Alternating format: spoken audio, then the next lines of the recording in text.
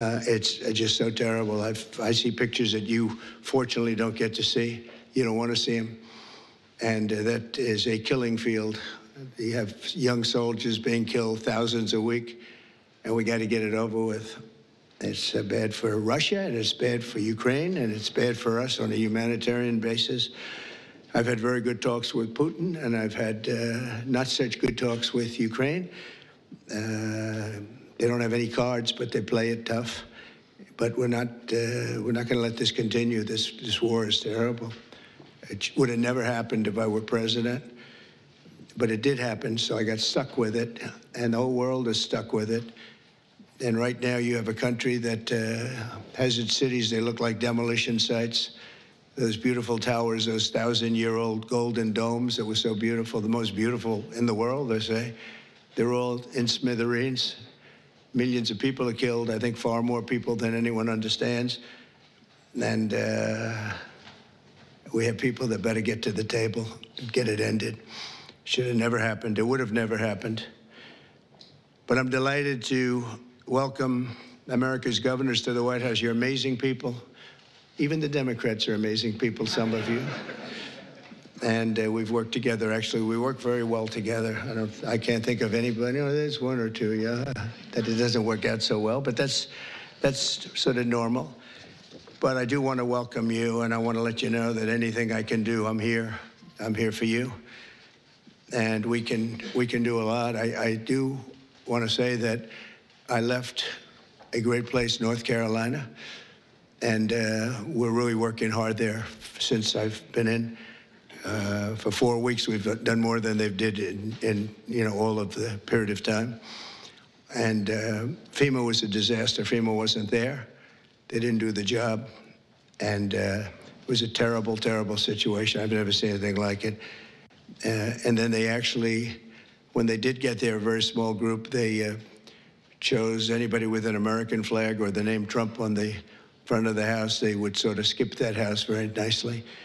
And it was just a disaster. And we've done it the other way. And we're working with a very nice person that we've had good relationships, the newly elected Democrat governor, who's here, I assume, is he? Okay, thank you very much. We're working well together, very well together. And we're not using FEMA so much, but it doesn't matter as long as we get the job done. But the people are becoming very happy. So I want to thank you very much. Great job.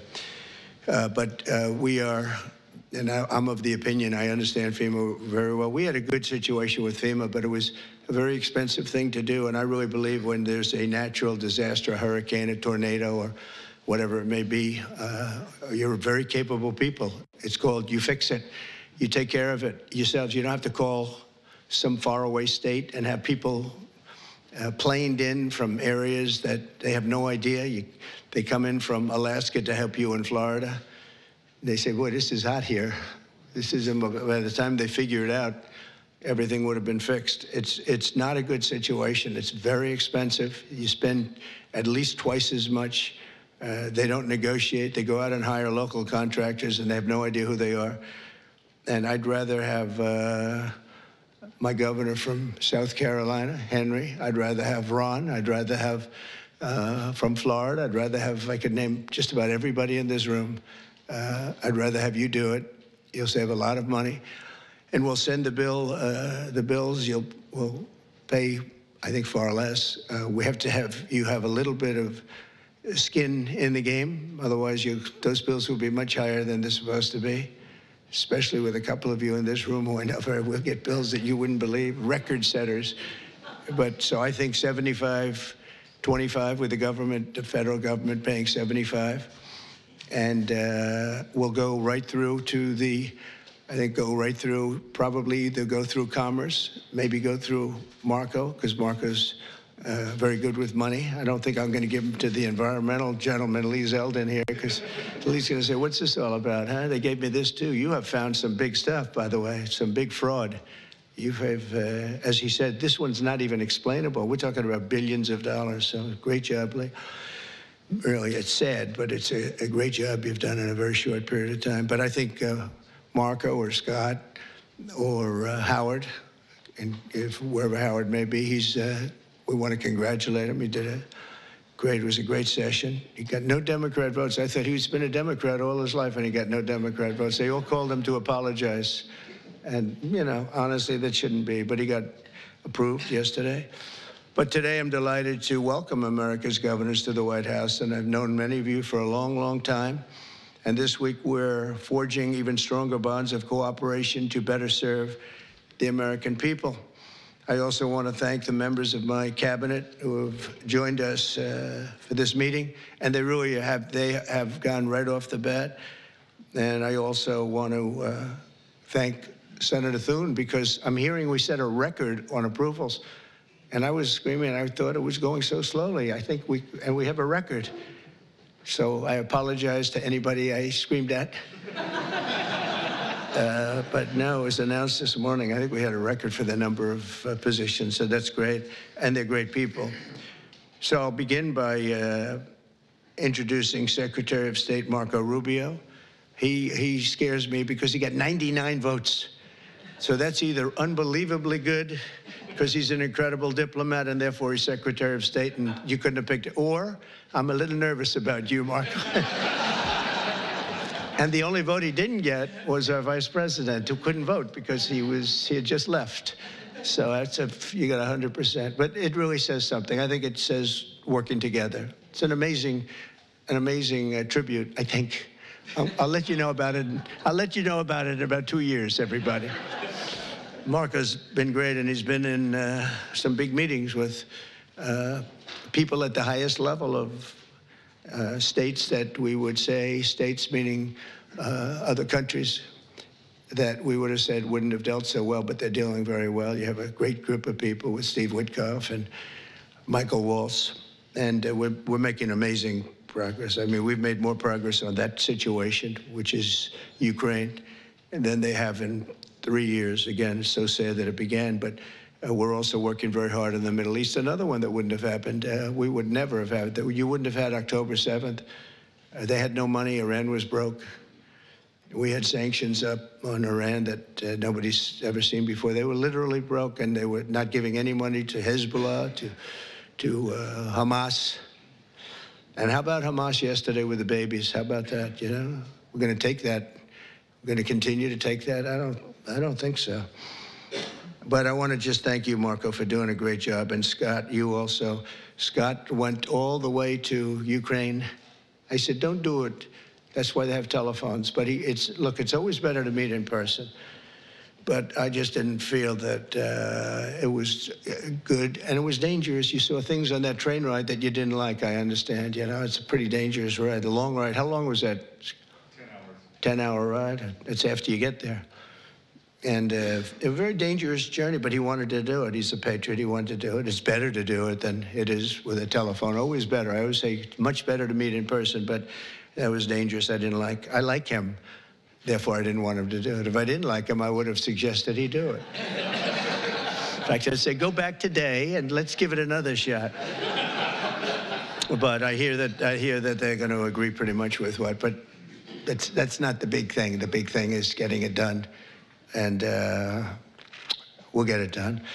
Also, somebody who's been so popular right from the beginning, very, very little opposition, but she's fantastic. She was the Attorney General of Florida for 8 years, highly respected, and just an amazing person, amazing leader and woman, Pam Bondi. Good, Pam. How's it going? Good? You got enough work? You got a lot of work over there, I'll tell you, man.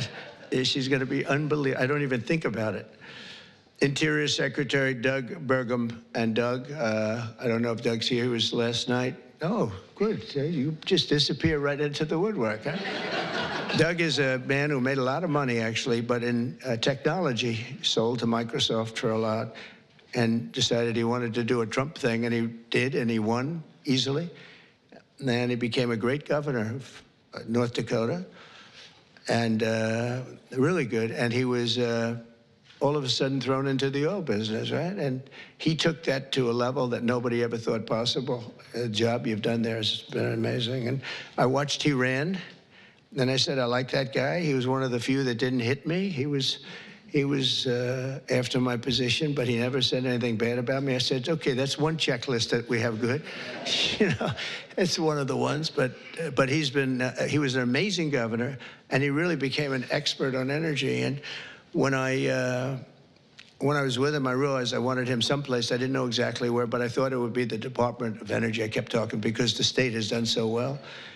And I said, look, I want you to just hold it, and I want to put you there. He said, sir, I have somebody much better than me on energy. Who? Chris Wright. I said, who the hell is Chris Wright? He said, is Chris here? I don't even know. Is Chris here? Hello, Chris. Boy, am I giving him some build-ups. I did the same thing last night. But he's the top guy in the whole, they say, on the planet for energy, in all forms of energy, even clean, beautiful coal that we're going to be using like Germany does now. They're opening up a plant a week.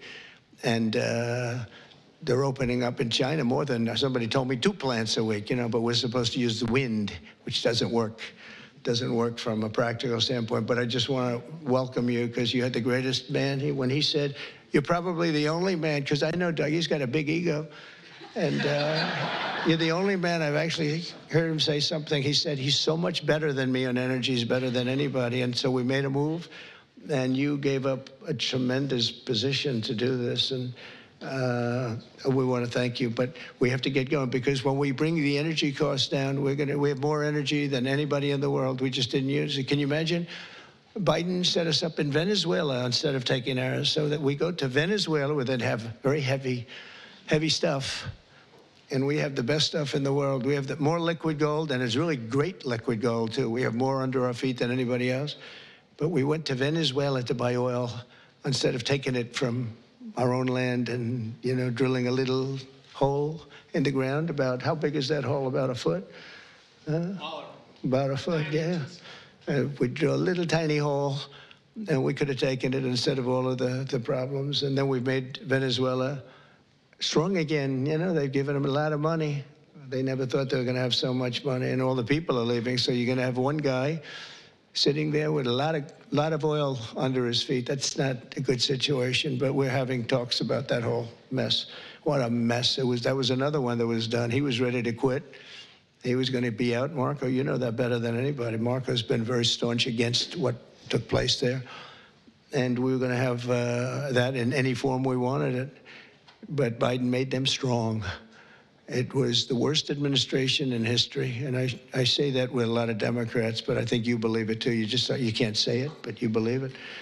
But I just want to thank you, and if you get those prices down, you know, that's what caused inflation, the energy. I mean, the spending, but I think even more so the energy.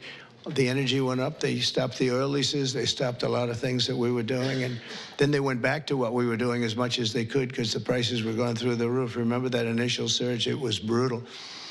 And they went back. They let any rig. They let any rig that we had up just drill. You know, and they ended up doing similar numbers, but we wouldn't have been at those numbers. We would have been double or triple those numbers. Those were from years ago. But energy caused our problem. But I just want to thank you for recommending him. And what we've done is he's the head of Department of Energy. He's Department of the Interior. And it's really screwy because the Department of the Interior has all the energy other than some nuclear energy that you're in charge of. But he has all the energy, has all the land, all the great places, best. We have more than any other country in the world. And he's in charge of it. The problem is he can't drill. And he drills, but he has no land. So what do? We said, I have an idea. Let's merge them. So we merged them intellectually. I don't know if we did it legally, but we did it intellectually. So now he gives up the land and he gives up the drillers, and you're going crazy, right? You're going wild, and you'll do it beautifully, environmentally well, Lee. We'll make sure. But we have a lot of things, but we had a merge. I always wondered, why doesn't the Energy Department do more? And they didn't do more because they don't have any energy. It's the craziest thing I've ever seen. We'll probably have to make maybe even a change in that, you know, somehow merge them or do something, because it's pretty tremendous what you're going to be able to do. Agricultural Secretary Brooke Rollins, who's so fantastic, and she's been at the head of so many different things and loyal from the beginning. She even opened up when we had a rather shocking defeat. She opened up we call it an institute. I've never seen anybody raise money like her. She raised hundreds of millions of dollars on this fabulous thing. But I said, look, we want to win another race because I think it's really important to win twice. And I won 3 times, if you think about it. So but it's only the Republicans smile when I say it happens to be true. But Brooke has been amazing, and it was really tough because this last election, I go to a person and say, sir, I just gave you $10 million. Oh, where did you give it to? I gave it to Brooke. You gave it to Brooke. She's spending it on policy. We don't have to worry about policy. We have to worry about getting elected, right? But Brooke is fantastic, and she's done such a good job, and she's Make America Great Again, and top of the line, right? And she's gonna. And what I didn't know, and as soon as I found out, I said, "That's that." She studied. That's what she studied: agriculture. She knows everything about it, and she's going to be a fantastic secretary. And you'll do something with the eggs, because I'm hearing so much about eggs. You'll figure it out. You got to figure something out fast. But and we inherited all of the problems. You know, at some point, a few months down the road, we won't be able to say it's so much us.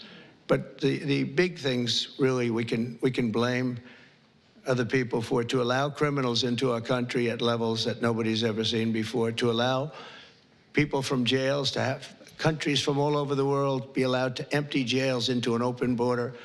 They emptied jails and prisons, mental institutions, insane asylum, gang members, drug lords, drug people on drugs, people that are very sick. They allowed them to come into our country totally unchecked, unvetted.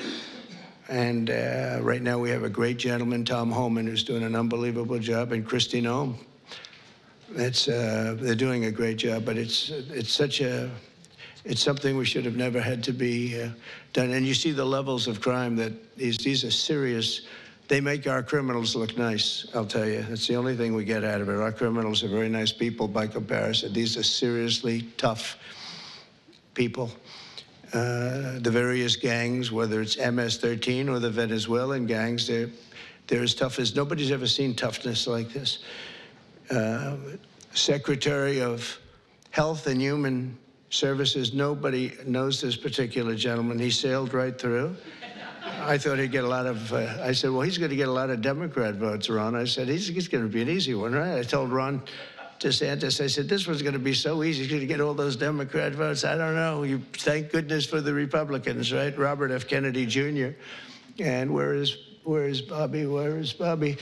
So congratulations. Was that as easy as you thought? Just quit. Well, in the end, they all voted for him. He did pretty well. You got through. But, you know, we have one stat that I quote, the autism stat. And you hear different numbers, but it's thousands.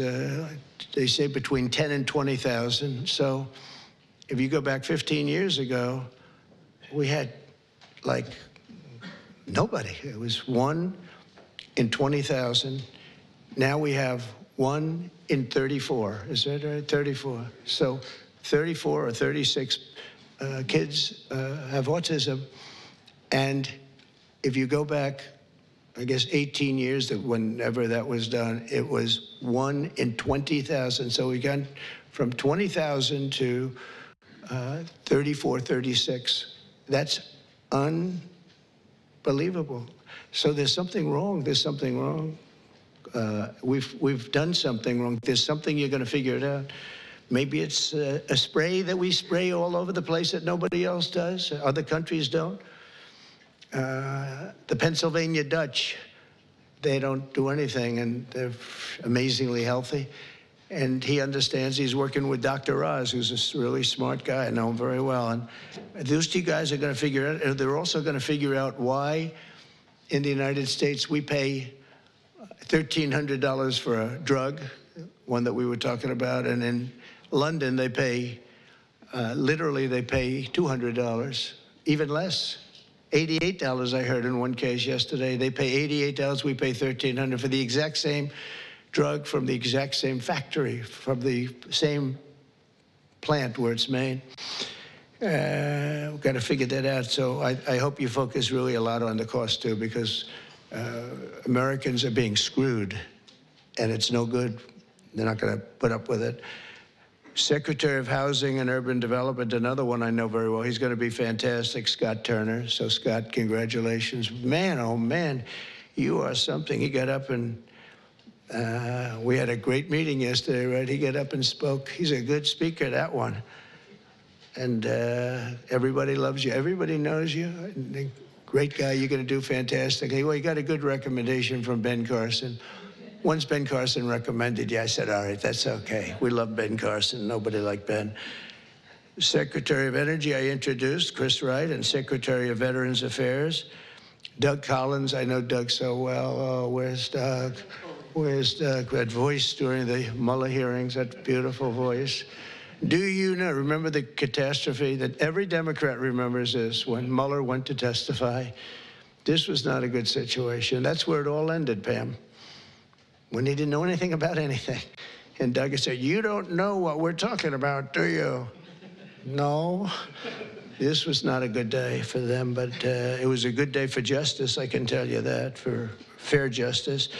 EPA Administrator Lee Zeldin, he ran for governor of New York.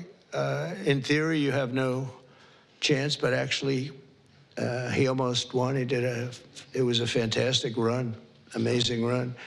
And he's very smart. He was a congressman. He was fantastic on the hoax, the various hoaxes I had. I had a lot of hoaxes, so many I don't want to name them all. We don't have enough time, but he was always very strong, great lawyer, tremendous lawyer, and also a big believer in the environment and keeping it good and clean and healthy. And I just want to thank you for the job. And the only thing I ask is that you go speedily, because, you know, a lot of people use the whole process, the environmental impact process, to delay projects. We just want them to go quickly. And you can get the same answer in a matter of months as opposed to a matter of years. I feel so strongly, because people are coming in with tremendous amounts of money. I have been spoken to by yesterday I had Tim Cook in the office from Apple. He's investing hundreds of billions of dollars. I don't know, I hope he's announced it. Hope I didn't announce this, but what the hell? All I do is tell the truth. That's what he told me. Now he has to do it, right? So it's a good, but he's investing hundreds of billions of dollars, and others too. We're gonna have a lot of chip makers coming in, a lot of automakers coming in. They stopped 2 plants in Mexico. They were under construction, starting construction. They just stopped them. They're going to build here instead because they don't want to pay the tariffs. The tariffs are amazing. It's good. I said I got myself in a lot of trouble. I said it's my favorite word in the dictionary, the word tariff. It's such a beautiful word. And the fake news killed me. They said, what about love? What about God? What about family? And they said, I'm in trouble.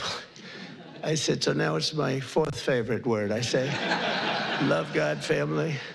There's a couple of others I could add in there too, but it's my 4th favorite word, so. And OMB Director Russell Vogt. Thank you, Russell. You're going to be incredible. I know he took some hits, but I know how good he is, how honest he is, and he's fantastic with the numbers, and you're seeing these numbers coming out with the theft, right? And it's tremendous fraud, waste, and abuse, and all 3 of them, but I think the fraud is really the biggest. I think you're going to see it. You come out as soon as you can, I think, with your numbers, but because they're not explainable. They're not explainable.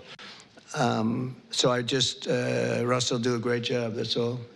SBA Administrator, small business. Now, small business is really big business. It's actually one of the biggest banks in the world. It sounds a little bit like, oh, small, little business. It is a massive, it is one big sucker, right?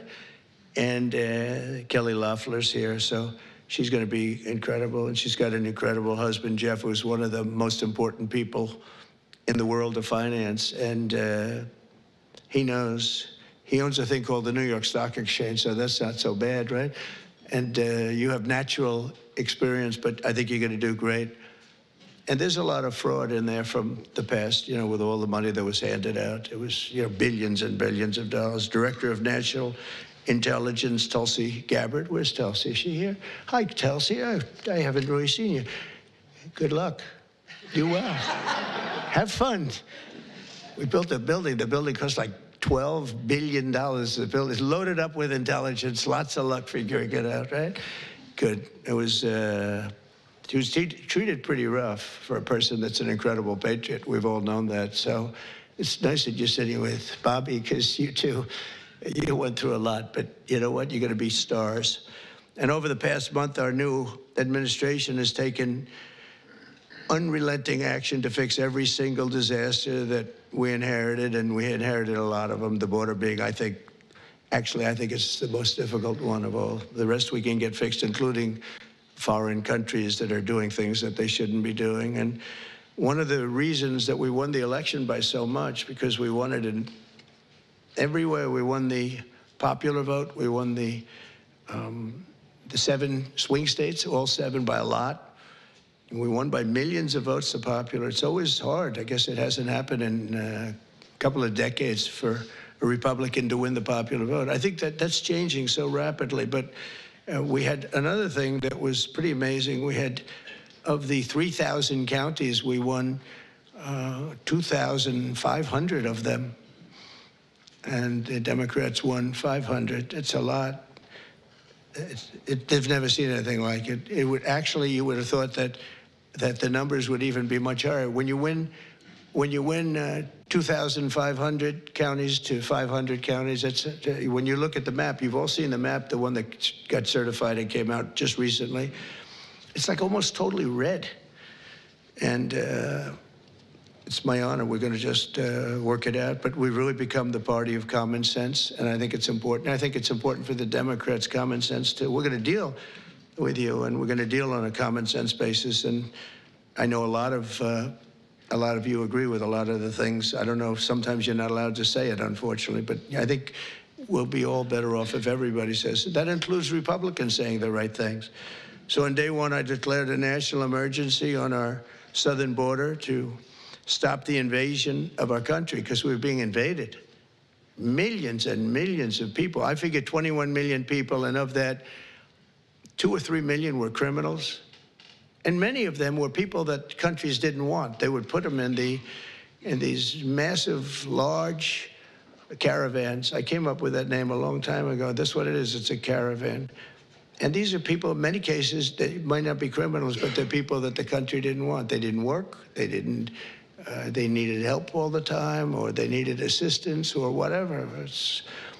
Our country's got a lot of people in it right now. And we're going to make sure that everybody's treated fairly, but we got to change it. It's the most difficult problem, I think. Additionally, the heroes of ICE have been really hunting down the really bad ones, and we are going, they're incredible people, ICE. They were being shunned by Biden. They were being mocked. And let me tell you, these are tough men and women, but they're tough. They'll see like a MS-13 band of thugs out on Long Island, and they'll bring up the paddy wagons. They get in, and they'll say, no, one of them, 2 of them, killed 2 young girls in Long Island. For some reason, they like Long Island. MS-13 loves Long Island. I don't know what that's all about. But 2 young girls walking to school, 16 years old. In the morning, they were accosted by a group of MS-13 thugs, and they don't use guns as much. They use knives. They like using knives, and they cut them up, cut them into pieces, and left them, and killed them, cut them up into pieces, little pieces. And they used knives because it's more painful. And ICE went in. They have no fear of these guys. They went in and they just knocked the hell out of them. And they'll go into a pack. They call it a pack, not like a political pack. Political packs are slightly nicer. But a pack of these MS-13 people, or Tren de Aragua people from Venezuela, and they'll just walk in. It's all you'll see is fists going for 5 minutes, and then you'll see these guys walk out, and they got them between their legs, and they're bringing them, getting them the hell out of the country. These are rough people that we have to deal with. But ICE is incredible. Border Patrol is incredible. Law enforcement, the people in law enforcement, we make their job so difficult by allowing people like this into our country. We just shouldn't do it. So I've just designated the group from Venezuela, Tren de Aragua, as a foreign terrorist organization. I mean, in Colorado, they went and And other places, they literally take over. They're like me. They're in the real estate business. They take over real estate. And they literally take it over. They just claim it. And they tell tenants to get the hell out, and if you don't get out. They had one case where a guy called the cops, and they went in, you called the cops? Yes. And they cut off his fingers. He says, you don't call them anymore. You cut off the other fingers on your other hand. These are not nice people. But federal, state, and local cooperation has to be the backbone of border security. So I hope, as governors, I know all the Republicans are very much in tune with Tom Homan and Christie and everybody, but I hope everybody, because ultimately you want to get the criminals out of your state. And we're focusing on the really bad ones. We have 11,088 people that we know of that are murderers, that are actually murderers. And I can't imagine anybody wanting them in their state, whether you're a Republican or whether you're a Democrat or whatever you may be. I mean, we have many of them murdered more than one person. Some murdered more than 5 people, and they're in our country. They let them out of jails. These were convicted people, and they let them out of jails because it's very expensive to have somebody in jail for a lifetime or whatever it might be. And they brought them in here. The American people expect every city and state to fully honor ICE detainer requests, and we hope they can, and to ensure the safe transfer of criminal aliens into federal custody for immediate removal from our country. You know, many of the countries said, we're not ever going to let them back. Under the Biden administration, I remember it's Venezuela. He's a tough guy. And others, they said, we're not letting them back. They're out of here, and you'll never bring them back. They're not coming into this country. And Biden said, oh, we can't bring them back. They won't take them. Well, we took them. And every single country now, you saw it with Colombia, you saw it with Venezuela. In fact, they actually offered to send planes to pick them up, and they'll pick them up so that we don't have to go through the expense of sending a plane. Is that correct, Marco? Even Marco couldn't believe that one. But they literally are sending planes to pick up these people. And they're rough people, and they're picking them up, and they're putting them in the planes. There's no excuse for any state attempting to aid and abet dangerous criminals, killers, drug dealers, really bad people who are violating federal law and violating the law by being in our country. To combat inflation, I declared a national energy emergency, and we had to do that. One of the things we've done is by doing that, we can go very quickly. You know, a lot of companies are coming in, but they need tremendous electricity, amounts of electricity. Who would have thought, Doug, right? But they need more electricity for AI than we have right now in the country. In other words, we have electricity now for the whole country. They need that just for that one industry. So they're coming in with, and we're going to be leading. We're now leading on that. We've really opened it up, and I hope it's good. But we opened it up, and we're leading China by a lot. But China's giving them tremendous electricity because they do whatever they want to do. But we're working with Lee. And I've told these people they're going to spend hundreds of billions, trillions of dollars, actually. So I need double the energy that we have right now, and even more than that, from what I'm understanding, which is hard to believe. In other words, take every car, everything, every building.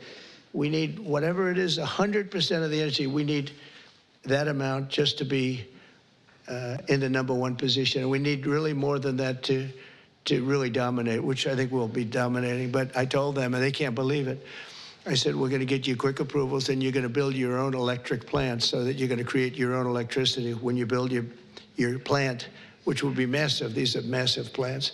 But when you build your plant, we're going to let them build an electric generating plant where they build like a utility. In other words, instead of using Con Edison, like we have in New York. Hello, Governor. Nice to see you back there.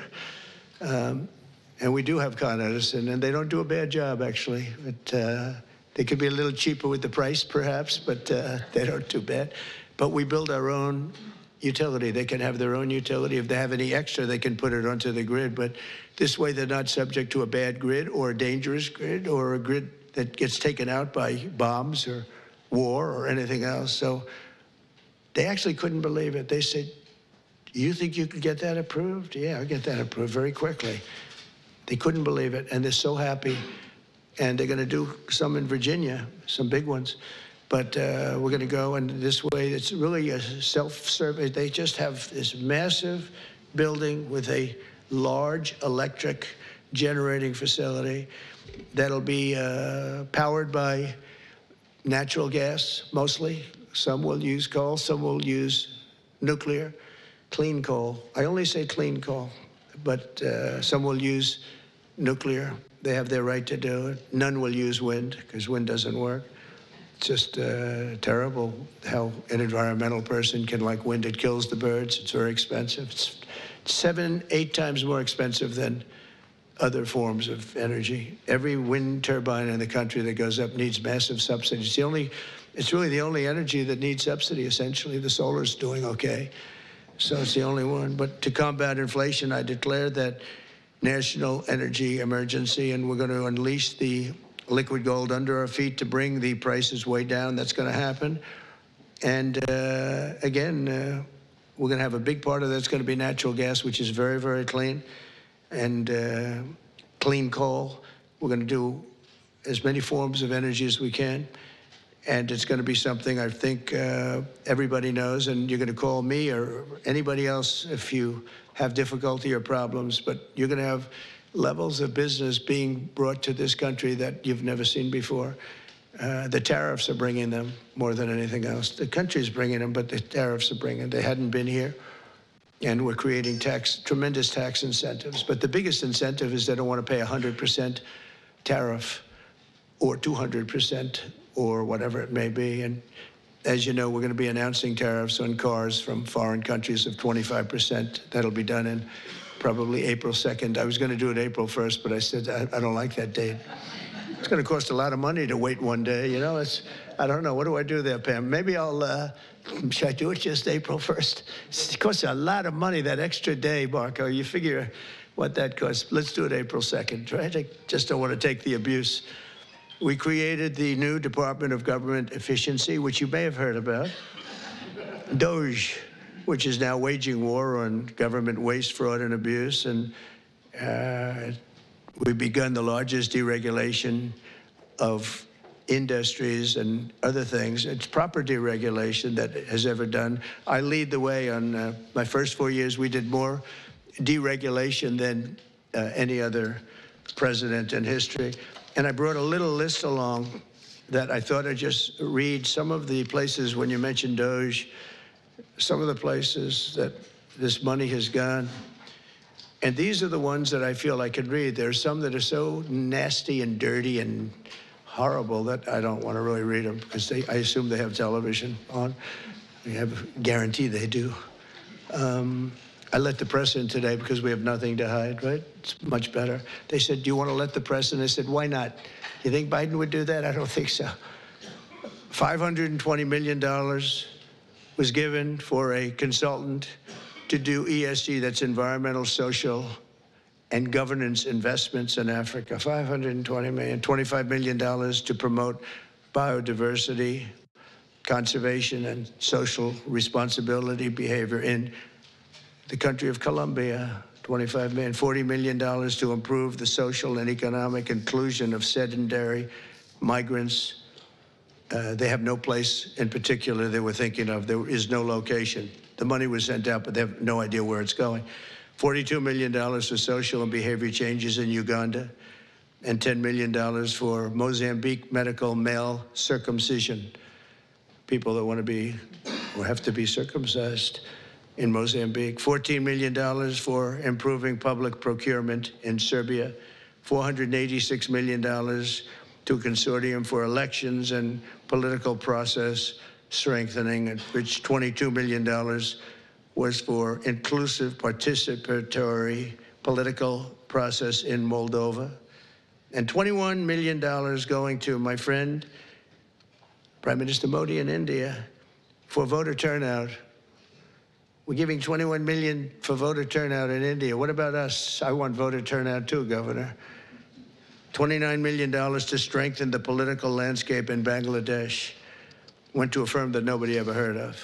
Got $29 million. They got a check. Can you imagine you have a little firm, you get 10,000 here, 10,000 there.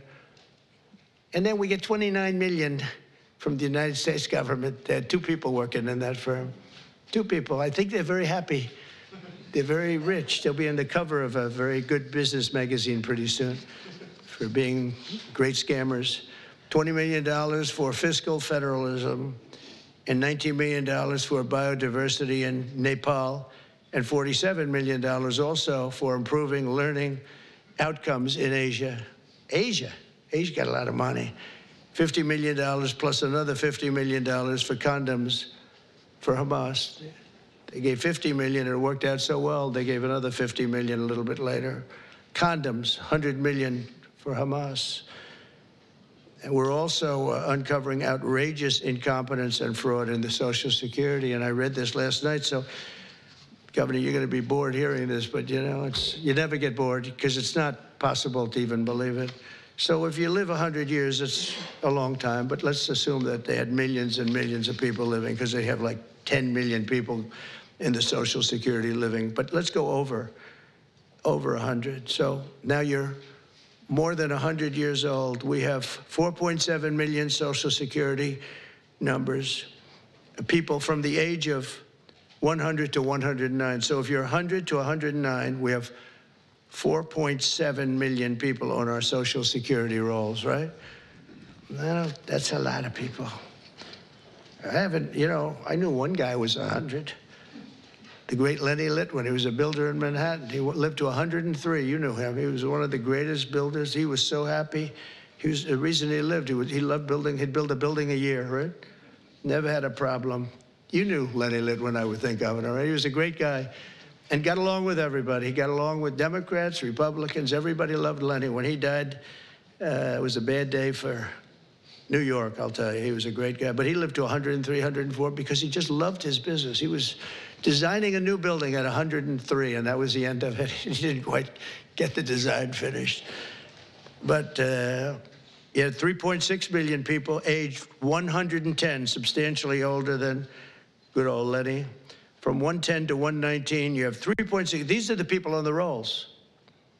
Now we're looking to see whether or not they've been paid, because if they've been paid, then you're just using those numbers to take out the money, all the money that's paid to those people. 3.47 million people from the age of 120 to 129. 3.9 million people age 130 to 139.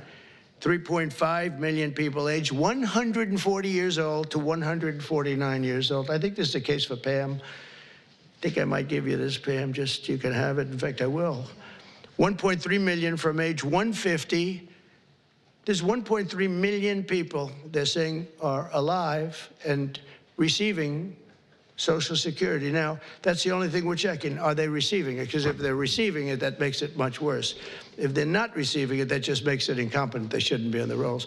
And the only thing good about this is that when we take all these people off the rolls, and we have tremendous fraud underneath with people that are 80 and 60 and 50 and everything else, but this is really incredible. 1.3 million from 150 to 159, and over 130,000 people are on the rolls of Social Security over the age of 160 years old, including 1,039 people between the ages of 220 and 229.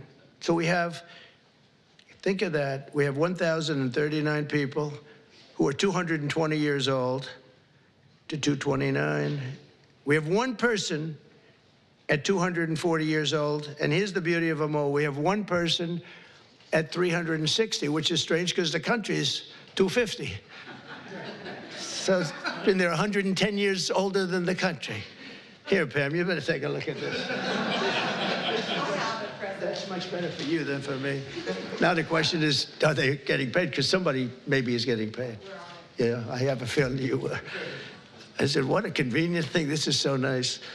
We created this department, DOGE, and the kind of numbers are incredible. It could be $500 billion, but it could be $1 trillion. It could be even $1.5 trillion. We're going to find out. I mean, I'm actually going with Elon, and Elon is doing a really good job. And I said, who are these people that travel? We call them the Dogers. And I said, what are they? He said, they're generally young people with extremely high IQs who are very good with computers. because you have to be good with computers. So when one of these scammers talks and tries to tell them why it's perfect, they said, no, it doesn't work that way. You know, it's very hard to talk them out of something when they have you. But we're actually going to Fort Knox because I want to see, do we have the gold? Do we still have whatever it is, tons of gold? I hope we do. Wouldn't that be disappointing? Fort Knox. You grow up hearing about Fort Knox. You can't get in. You can't even see it. Nobody sees it. You go there and the place is dry. Would that be terrible? There's another one. Maybe you should go with us to that one. But we're going to go in there pretty soon. They're going to open the doors to Fort Knox. If any governor would like to go with us, well, good. Do you want to go with us on that one, Ron? That could be good. Could be interesting. Can you imagine if we open it up and there's no gold? Well, I think there will be. For one reason, it's really heavy. You know, you steal or borrow gold, you got to be strong. So it's not like other things. But we're looking at everything. We have the largest deregulation campaign in history, and we are, again, I did more than anybody, but this blows it away. And for one, every time we put in a new regulation, we're not allowed to put it in unless we terminate 10 old regulations. So it's 1 in 10. We did 1 in 7 in my last administration. And the problem is some of them were put back, foolishly put back. There was no reason for them. So if you truly want a turbocharged economy, you have to do that, and you have to get rid of the regulations. I think one of the reasons before COVID, and we did a great job with COVID and it was a hell of a thing for all of us, everybody here. But some countries will actually never recover for what they went through. But we ended up giving back. When we turned over the reins, the stock market was higher than just previous to COVID coming in, which was an amazing achievement. But we were, just prior to that, I would never forget, I was sitting down with 2 consultants, the 2 great pollsters. They said, sir, this economy is so good. We're the greatest economy in the history of the world. We were doubling up China. I was also charging China hundreds of billions of dollars in tariffs, which no president charged them anything, but they were killing us.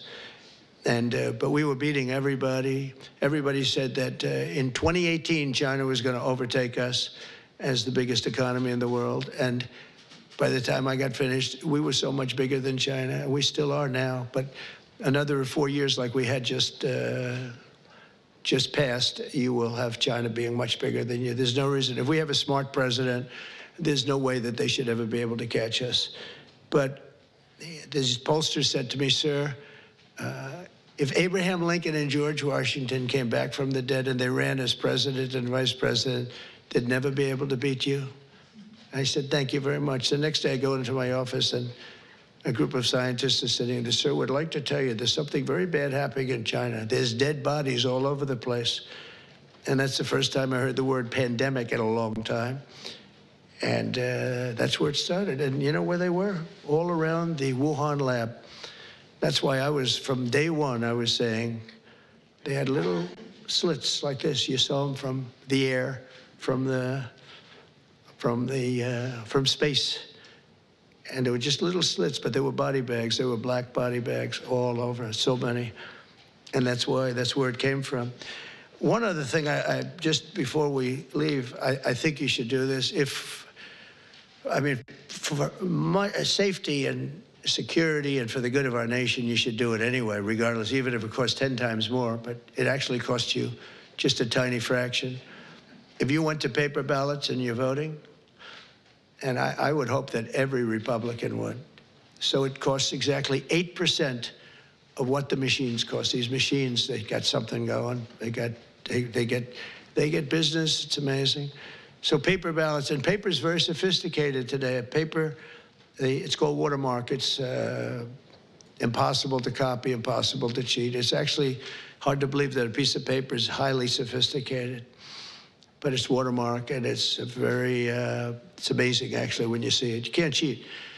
But if you went to paper ballots and same-day voting, and if you went to voter ID, and also one other thing, you want a proof of citizenship. Those 4 things: proof of citizenship, voter ID, paper ballots, one-day voting. And if you went to 2-day voting or 3-day voting, but some of these states, you had 64 days. You know, California just finished up just a short while ago. They were voting a week and a half ago. They're trying to finish him up. And other states, too. They were weeks after the election. I mean, if that were a close election, you'd have to wait for weeks and weeks and weeks. You got finished fast, Brian. Thank you for your help. We did very well in Georgia. That was very nice. But some of these states, if you had a close election, you wouldn't know who won. And then, you know, once that happens, then you really never know who won. But you would save tens of millions of dollars, forgetting about right, wrong, and security, safety, our country, our Constitution, and all of this. Number one, you'd have a much safer election. Number two, everybody, you'd know the results of your election by 10 o'clock. Everybody, it's a beautiful system. It's boxes of 5,000, boom, boom. And you can go and examine each box. It's so simple and so good. I did ask Elon, because he knows more about computers than anybody I know. I said, what do you think of the voting system? He said, computers are not meant for voting. It's just not a good, it's too many transactions taking place too quickly. It's just not, he said, honestly, and I've gone to the best people, the smartest computer minds from MIT, from others. My uncle was a professor for 41 years at MIT. And a brilliant guy, and I got to know a lot of the people up there. And they will tell you that the most secure way that you can secure the election, and probably the fastest way, because there can be very little hanky-panky, is paper ballots. Can you believe it? So I hope, Sarah, that certainly the Republican governors, but if you want to save a lot of money, you go to paper ballots. It'll cost you 8% of what the costs are now. And that's based on a good deal for machines. And then when you go through the days and weeks and months of waiting, France had mail-in ballots. Anytime you have mail-in ballots, you're going to have fraud, without question. And France had it, and they went back to paper ballots. And I saw their election, and their election was over at 9 o'clock, and their numbers came in at 10:05. And there were no complaints. There was no, they had a winner, they had a loser, 39 million votes, and it was done. We're one of the only people that has now mail-in voting, one of the only countries that has mail-in voting. Remember Jimmy Carter when he did a commission, and I think they had Scoop Jackson, they had some, at the time, big senators, and their conclusion was, if you have mail-in voting, you're going to have massive fraud. And we had it in New York with the congressional race. Remember the congressional race? It took them forever like 6 months later, they declared, who was it, Jerry Nadler or somebody? They declared him the winner, 6 months later. But it was somebody. Oh, no, it was the woman, the congressman. I won't mention her name. But she won. But she didn't win, and it was really very sad to see that whole thing. Democrat, that was a Democrat and a Democrat. That was a primary, but they had the mail-in voting. It's just a disaster. So it's very, very expensive. If you want to save money, if you really believe that the computers work, which they don't, but if you want to save a lot of money, all you have to do is go to paper ballots, and you'll be cutting it down by millions and millions of dollars. So America will take off like a rocket ship. You're going to see things. It's so great for the governors. And Democrat governors are going to have, you're going to get the benefit of this. You're going to be opening up plants, and you're going to be, I hope we have enough people. We're going to and we want people to come into our country, by the way, I do, but they have to come in legally. So we need people in the country, but they have to come in legally. 2 weeks ago, I signed an executive order banning men from playing in women's sports. Many Democrats are fighting me on that. I hope you continue, because you'll never win another race.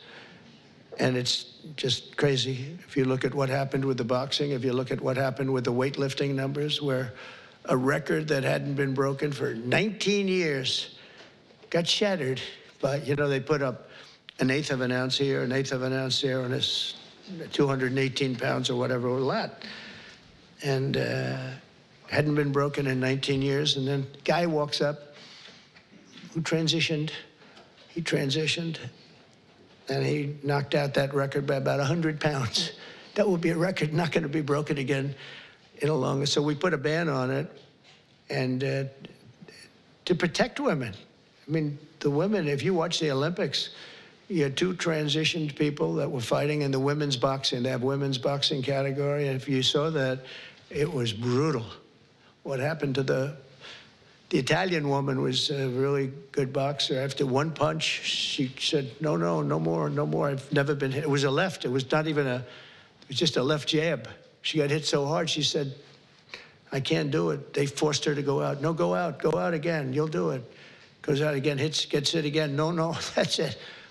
She didn't want to die, and it's crazy, but the NCAA has complied immediately, by the way. That's good. But I understand Maine.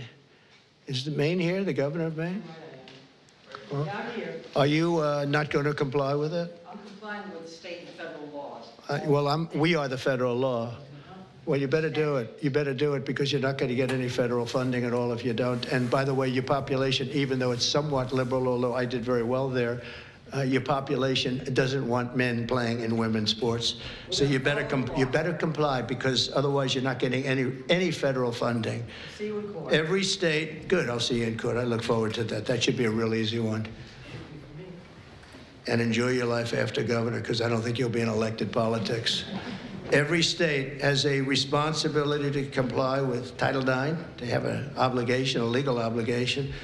And we'll be enforcing aggressively, and we're going to be protecting our citizens. We're going to protect. So just to end, this administration has been fighting for parents' rights and universal school choice. We want to do something that I think many people in this room want, and even if you don't, I think you do want it, but you might not be able to say it. We want to move the schools back to the states so that Iowa and South Carolina and Georgia and all these states can run your own school system. And you'll do a fantastic job, Kim. You're going to do great. I mean, I use your example because you're so much into the education, done a great job with school choice. And you'll do your school choice. That'll be the easy thing. But we want to get it back, take it away. So just some stats. So at last, it's usually we're 38, 39, or 40 out of 40. They take the 40. I guess biggest, most important, whatever it might be, but 40 countries. And we were 38, 38, 39, and congratulations, but 2 months ago, 3 months ago, we hit number 40. So we were last in terms of education in the world. And we were first in another category, though. We were first in cost per pupil. So we spend much more, and by the way, second wasn't even close. So you have Norway, Sweden, Denmark, Finland, China. So there goes the big country theory, right? They have 1.4. They're rated number 5. That's a little bit scary, isn't it? But they're all